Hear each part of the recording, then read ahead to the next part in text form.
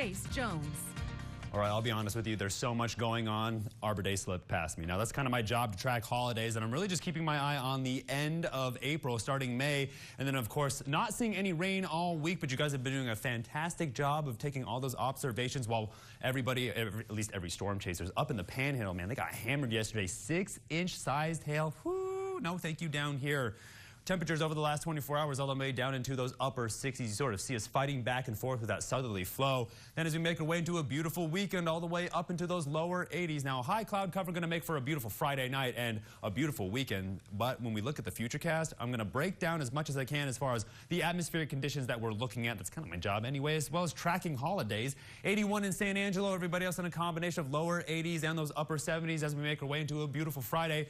Always looking for 10 degrees right now. 81 in Sterling City, 82 down there in Junction. I'm thinking 85 in Robert Lee down to Sonora at 79, 6 degrees across the entire Concho Valley.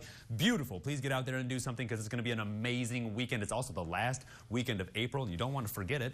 Dew points are way up there in those 60s, while humidity indices are in those 60s and those 50s. Near the atmospheric sweet spot, we probably won't see any lift as a result. Now, when we break this down, we're seeing that blanket of moisture across the entire Concho Valley, if not West Texas, the entire state of Texas, while those drier conditions are going to linger around the Panhandle. Now, this is where the dry line is all the way up into the Rocky Mountains. That's why we're seeing so much severe weather. Now, as it makes its way down the Rocky Mountains across the Edwards Plateau and around the bubble, that's where we're going to see some of that low-lying moisture and those faster-moving upper-level winds push over us, and that's why we're seeing that steam kettle. It's been taking me all week to sort of break it down. Now, the upper-level pattern showing you in a perfect example. Now, as that ridging makes its way out of the area, it's going to turn into a pretty strong, long-wave trough, a very powerful cold front. It's going to push a lot of moisture into the Concho Valley, but right behind it, more strong ridging because summer is right around the corner. That is also associated with May. Now, water vapor imagery showing you the strong convection all across the Panhandle down into West Texas. And you see that convection strong across the Rocky Mountains, even more moisture. You know they need it up there as well as we do down here.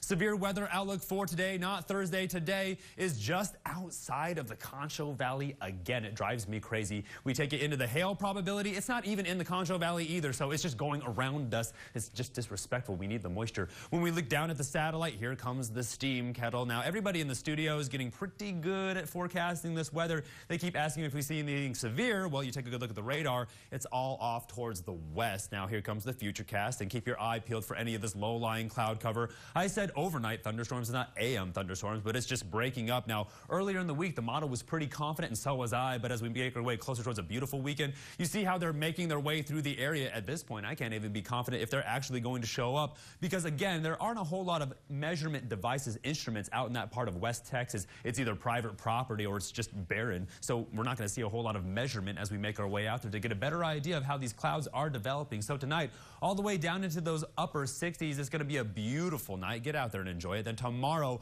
a good run at those lower 80s. It's going to be beautiful weather, so get out there and enjoy it. But it's going to be the same case as we make our way through the rest of the weekend for April and that last week of April into May. Of course, I'm getting ready to hand things over to Steven, but he's going to continue to keep his eye out for any rain. But take a good look at these temperatures.